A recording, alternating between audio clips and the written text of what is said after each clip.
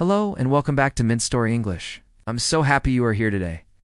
Before we begin, take a slow, deep breath. Relax your body and let your mind become quiet. Because today I have a very special story for you. It is a story about a tree, not just any tree. A tree that had lived for hundreds of years. A tree that had seen storms, floods, and fires. A tree that everyone said would fall, but never did. This is the story of the tree that refused to fall. In a wide and peaceful valley, between two tall mountains, there was a forest. It was a beautiful forest. It's full of tall green trees, colorful birds, and clean fresh air. A small river ran through the middle of the forest. Its water was cold and clear and sweet. Animals came from far away to drink from it. And in the very center of this forest stood one tree. One very old, very large, very beautiful tree. Its trunk was so wide that 10 people could not put their arms around it. Its branches spread out like the arms of a giant, reaching in every direction. Its roots went deep, deep into the earth, far deeper than anyone could see. And its leaves, thousands and thousands of green leaves, made a sound like soft music when the wind passed through them. Everyone in the valley called it simply the old tree. Nobody knew exactly how old it was. Some people said 100 years. Some said 300. Some said it had always been there since the very beginning of the forest. Maybe they were right. The animals of the forest loved the old tree deeply. Birds built their nests in its highest branches. Squirrels stored their food in the holes in its trunk. Deer rested in its cool shade on hot summer days. Rabbits played around its great roots. And at night, when the forest became dark and quiet, fireflies gathered around the old tree and made it glow like something magical. The old tree was not just a tree. It was the heart of the forest. It was home to hundreds of creatures. It was a place of safety, peace, and beauty. And everyone, every animal, every bird, every insect was grateful for it. But one autumn something changed. The sky became dark earlier than usual. The wind became cold and sharp. The birds felt it first, as birds always do. They became restless and nervous. They flew in circles and made anxious sounds. Then the deer felt it. They lifted their heads and looked at the sky with wide, worried eyes. Then even the river seemed to feel it. It moved faster than usual, as if it was trying to run away from something. And then the storm came. It did not come slowly. It came all at once. In one single night, the sky broke open. The wind screamed through the forest like an angry giant. The rain fell in thick, heavy sheets. The lightning cut across the sky again and again. And the thunder, deep and powerful, shook the ground beneath every creature's feet. Trees bent in the wind, some broke, some fell with a terrible crashing sound. Small animals ran and hid wherever they could. Birds pressed themselves deep into their nests and held on tight. The whole forest was shaking.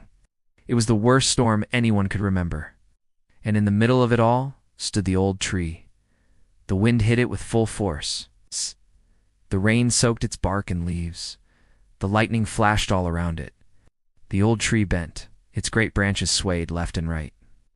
Its leaves were torn away by the hundreds. It groaned a deep, slow, tired sound like an old man carrying a heavy load. The smaller animals, watching from their hiding places, were terrified. "The old tree will fall tonight," whispered a rabbit, her eyes wide with fear. "Nothing can survive a storm like this," said a fox quietly. "It is too old," said a crow. "Its time has come." But the old tree did not fall. It bent, yes. It groaned, yes. It lost many leaves and even some branches. But its roots, those deep, ancient, powerful roots, held firm. Deep in the earth, where the storm could not reach, the roots held on, and the old tree stood. Through the long, violent night it stood.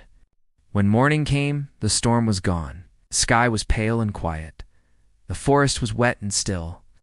Broken branches lay on the ground everywhere. Several young trees had fallen completely. The river was muddy and fast.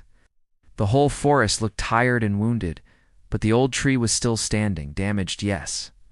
Missing many leaves and some branches, yes, but standing, tall and firm and alive. The animals came out slowly from their hiding places. They looked around at the broken forest.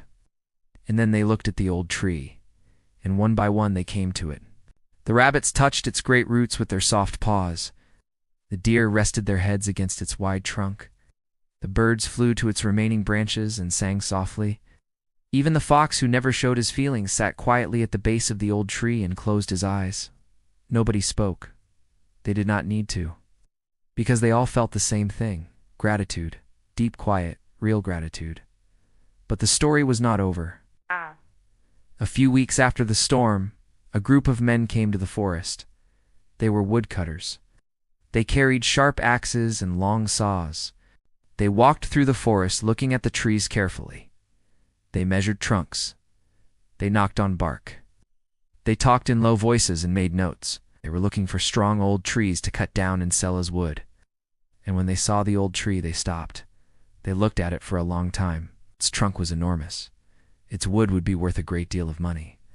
"This one," said the oldest woodcutter quietly. "This is the one we cut." The animals heard this. They watched from the shadows with frightened eyes. The birds flew nervously from branch to branch. The rabbits pressed close together. The deer stood very still, and deep in the roots of the old tree something stirred.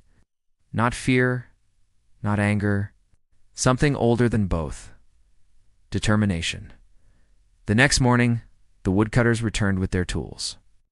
They stood in front of the old tree and prepared to begin. But something strange happened. The oldest woodcutter raised his axe. He looked at the trunk of the old tree and he stopped. He stood there with his axe raised for a long moment.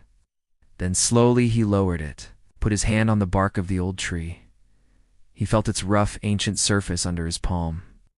He looked up at its great branches spreading wide above him, saw the birds' nests. He saw the squirrels running along the branches. He heard the leaves making their soft musical sound in the morning breeze. And something inside him shifted, something quiet and deep. He turned to the other woodcutters. "Not this one," he said simply. The other men looked at him with surprise. "But it is the most valuable tree in the forest," said a young woodcutter. The old woodcutter shook his head slowly. "Some things are worth more than their price," he said, and he walked away. After a moment, the others followed. The forest was quiet again, and the old tree stood, still and strong and alive. Years passed, many years. Seasons came and went. The forest changed slowly around the old tree. New trees grew up from seeds that had fallen from its branches. New animals came to make their homes in the valley. New birds discovered its branches and built their nests there. Woo! Storms came again and again. Each time the old tree bent. Each time it lost some leaves and branches. Each time the animals worried. And each time the old tree stood when the storm was over. It was not untouched. It had scars on its bark from old lightning strikes. It had places where branches had broken off long ago.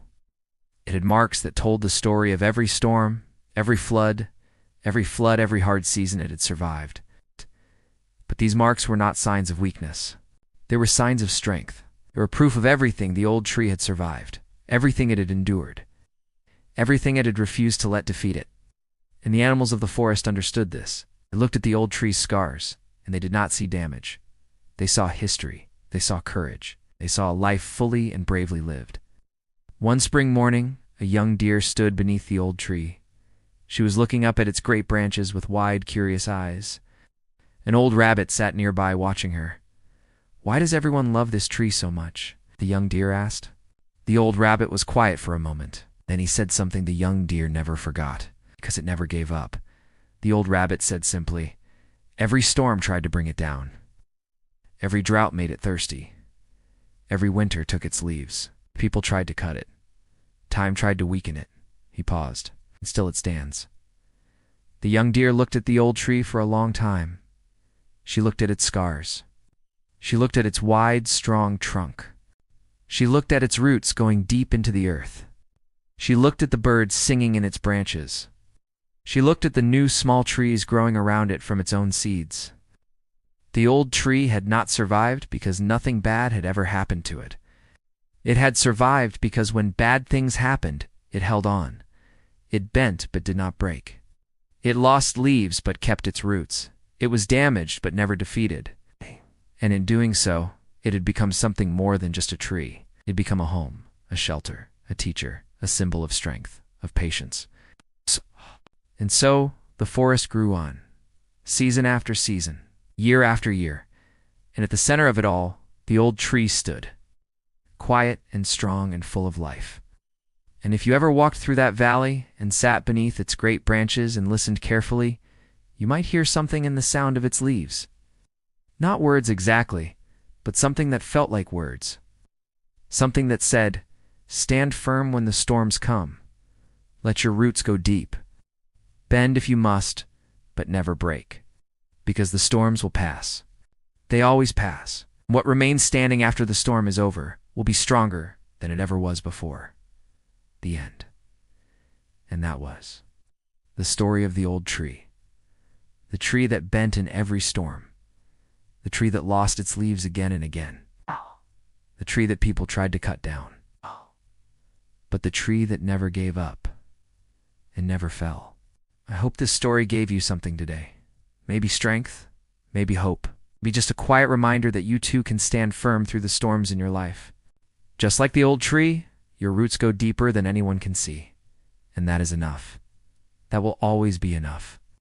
If this story touched your heart today, please hit the subscribe button right now. It is just one small click. But it helps this little channel grow, just like a tree grows from a single seed.